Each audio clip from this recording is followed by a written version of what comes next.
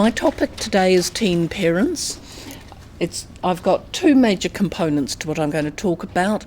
One's are quite data rich with lots of graphs. So for those who hate graphs, sorry, there's going to be lots of them. And then some insights from the literature. First of all, a bit of bureaucracy. A lot of the data that you see displayed is drawn from the IDI, Statistics New Zealand's large-scale linked database. We have followed the appropriate protocols as to confidentiality and privacy so that the identities of people are protected. And also, just bear in mind that these sets of data that you see are not official statistics. They're derived from the IDI by our analysts. The purpose of the Teen Parent Evidence Brief was to understand the context and incidence of teen parenthood, and also to gather some up-to-date evidence about what's working and what's not, and what's being done both in New Zealand and overseas to support young parents. Why we're interested is Oranga Tamariki is the Ministry for Children, and hence we have that duty of care for all children, and specifically for children who are at risk of not thriving. And there's a lot of evidence that suggests that the babies of very young mothers tend to have a number of risk factors associated with their living circumstances. So, just some context here. How many babies and their mothers are we talking about? The picture is changing over time. Some of us can think back to 1972, where 69 out of 1,000 young women under 20 were having babies. Things have and that the number of babies born to teenagers peaked at around 9,000. So the world has changed a lot, as you can see on this graph, which starts in 2009. What we've got is two columns. One, the lower one, is first-time births, and the higher one is total births to mothers under 20. And you can see that steady downward incline from in 2009, we were up at nearly 5,000. Down in 2017, we're down to 2,300 overall. So effectively fallen by half over that time period. That's a remarkable change. So translating this into the fertility rate per woman, per 1,000 women, so that is, of every 1,000 young women, this is the number of live births on average in that time period. So we're getting down in 2018 to 14 live births per 1,000 young women. Down from, again, that peak of 33, but much higher, 69 per 1,000 in the peak at 1972. I'm going to be using a whole set of sort of variations on birth rates of different forms. Counts, fertility rates, comparison to existing years, and also flicking, but in general I'm talking about live births rather than total births. The difference isn't large, but there is a difference. One of the other things that's really interesting is the abortion rate for our young women. If we look again, 2009, 8 or 9, it peaks. That also aligns with the global financial crisis and periods of high unemployment, and dropping down to 2017. Why I find that interesting is that if we think back to the fertility rate and also to the abortion rate, it's not that the number of pregnancies is high, and that this is compensated by a high abortion rate, it's that the number of pregnancies are actually falling as well. So that's again a significant change. And there is some evidence that teens are delaying the start of their sexual experiences, and that this has been marked in the last 10 years. We wanted to look at the age profile of our young mothers. Is it the very, very young who are having babies, or the older? And as you might expect, that top line is the 19-year-olds. So most babies to young mums are for the 18 and 19-year-olds. And that pattern is repeated across time. Now, what is this graph? This is monthly births smoothed over a year. So if you're just looking at a particular line and a particular point in time, that's the number of births in that year. So that looking down to our group of 15-year-olds, which is that very bottom line, you'll see that the number of births to 15-year-olds per month has dropped to 1 or 2 or 3, rather than where it started at 10 a month. There is evidence that the outcomes, medical outcomes for babies to very young women, the 15-year-olds and younger, tend to have a lot more problems than older ones, and so it's a positive thing that the age is somewhat older. Also, the older teens are more likely to be in some form of a relationship, to have progress further in their education and be more socially developed, so that their support and resilience systems are better. We also explored the ethnicity. Now, this graph takes a wee bit of getting your head around, so I'll talk you through it. What we've got is for Maori, Pacific, Indian, Asian and European/other, the percentage of the births within that ethnic group. So that if we look at our Pacific group, the orange is the percentage of all births to Pacific 18 and 19-year-olds within that Pacific group. So 4% of births to Pacific women were to 18 and 19-year-olds. So what this is telling us is there's quite different proportions of births within our different cultural groups. And that for Indian and Asian young women in particular, those birth rates are really quite different. And those proportions of births are really quite different than for Maori and Pacific.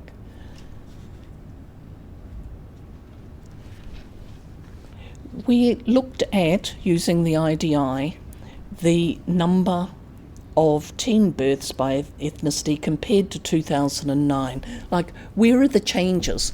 Because overall fertility rates and birth rates, the changes and drops in those over New Zealand are largely driven by the drop in teen births. So we were interested whether that was apparent for different cultural groups.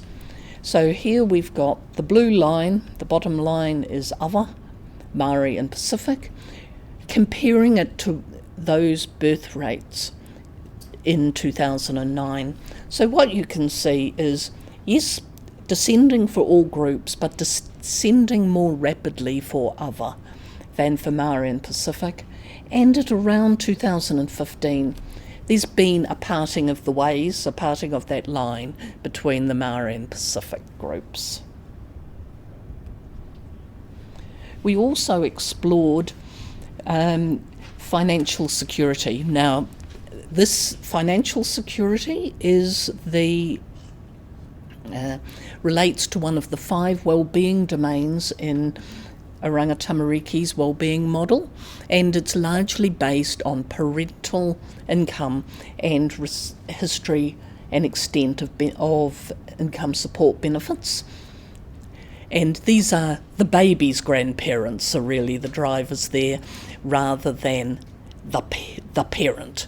So we're looking back a generation, and what we can see here is for those with the lowest financial security, that mid-blue line up the top is the lowest financial security. The highest financial security is the bottom blue line, so that there's a clear difference in the rate of decrease in birth rates according to your according to your income status, basically. And around 50% of births to young mothers occur for those who are living in the lowest quintile for deprivation, or the most deprived, and hence the lowest area for deprivation. So there's a clear relationship between economic circumstance and birth rates. And the literature also tells us that when people have higher incomes, there are fewer teen births. We also had a look at what about the kids in care who are in the charge of Oranga Tamariki. So again, comparing to that 2009 high point, how are things trending? For young people who have never been in care, for those young women, the rate of decrease in birth rate is decreasing more for those who have ever been in care. That's the red line. So in this information, we've seen sort of an underlying premise is almost that teen parenthood is not a good thing. However, we wanted to take a more holistic view there. We wanted to look at what supports work, both in New Zealand and overseas, and what did the evidence say. What we did find is that in New Zealand there's very little formal evaluations have been done of teen support programs. Most of the literature that we found on this topic were from the ERO, the Education Review Office, about teen parent units. And there are 23 teen parent units, and about 400 to 500 young parents are enrolled in those units, predominantly women, but there are about 5-10% young men, depending on the year. The evaluations are mixed. There are some that are doing extremely well, there are some that are doing less well. But in general, the impact is positive, that they allow young parents to continue with their education, and as we know, education is a great predictor of thriving in future years, and also of the children of those people with higher education thriving. Recently, in the last few years, the young parent payment has been introduced, and that's administered by the Ministry of Social Welfare, of Social Development, and that payment is made on the provision that the recipients are in education. So it's changed the dynamic around teen parent units as well. One of the other findings within the evaluations was that there's a lack of support structures for Māori young parents within a Maori cultural framework.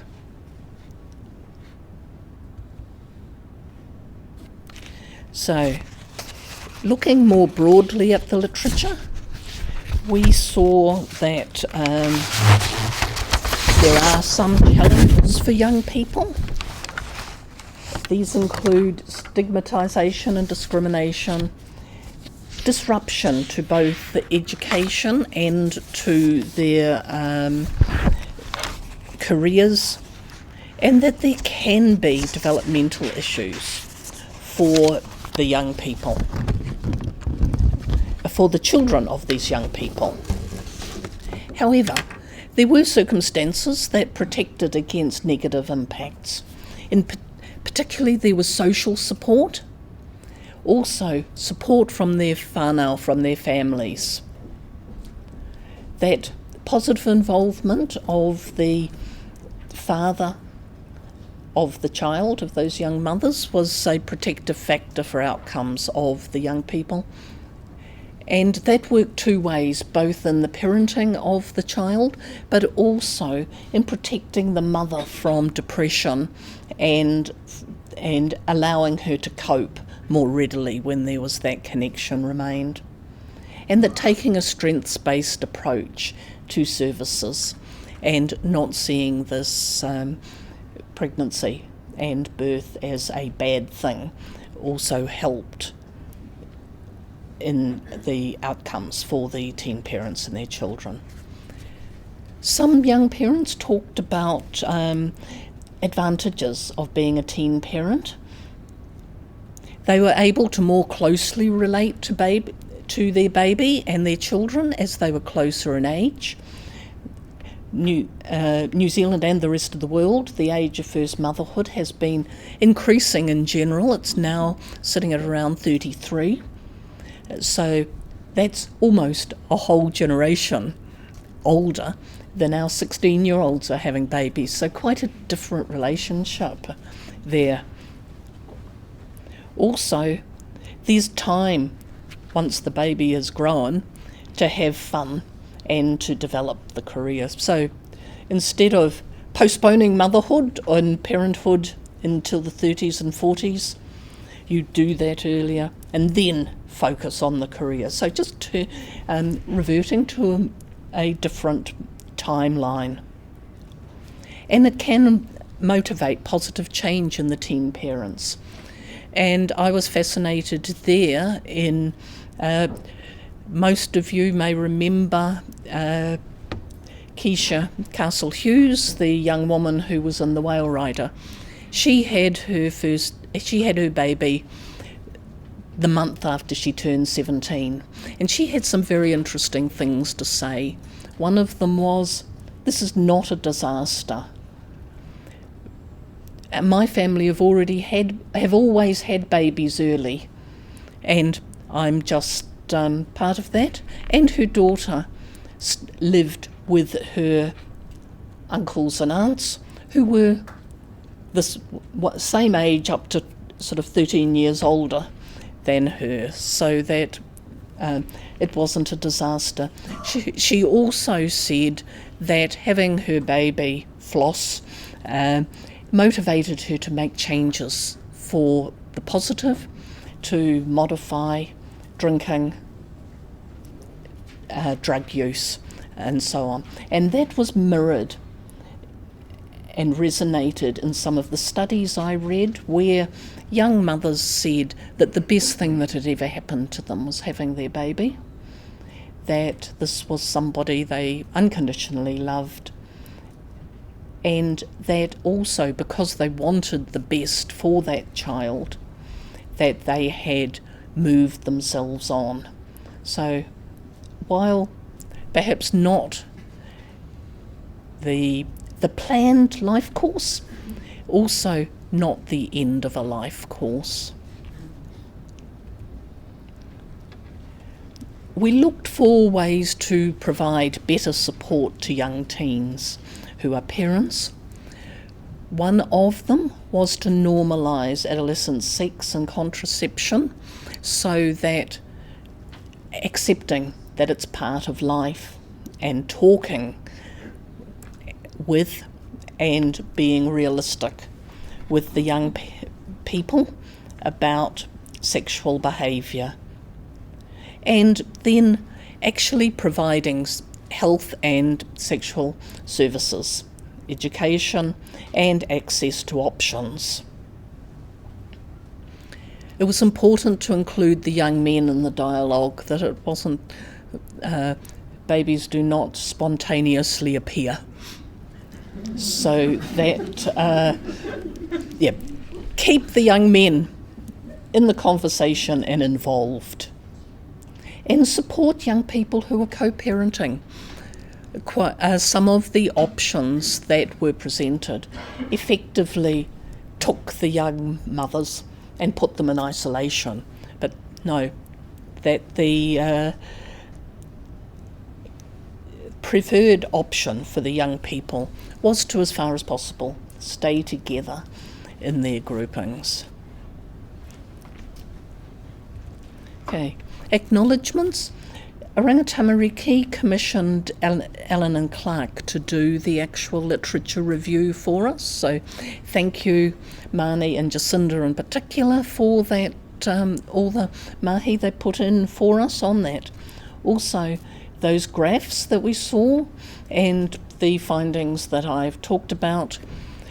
Our actuarial team within Oranga Tamariki provided the IDI analysis. I also drew heavily on Stats New Zealand's data, and of course the IDI is part of their infrastructure. Also, Ministry of Health and New Zealand Family Planning's published.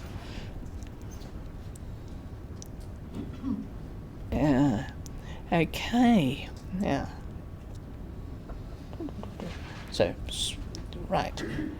So that brings me to the end of my presentation, which sets the context for young parenthood in New Zealand at the moment. So I'll now hand over to Mark and leave you to listen to his insights from the child support activities.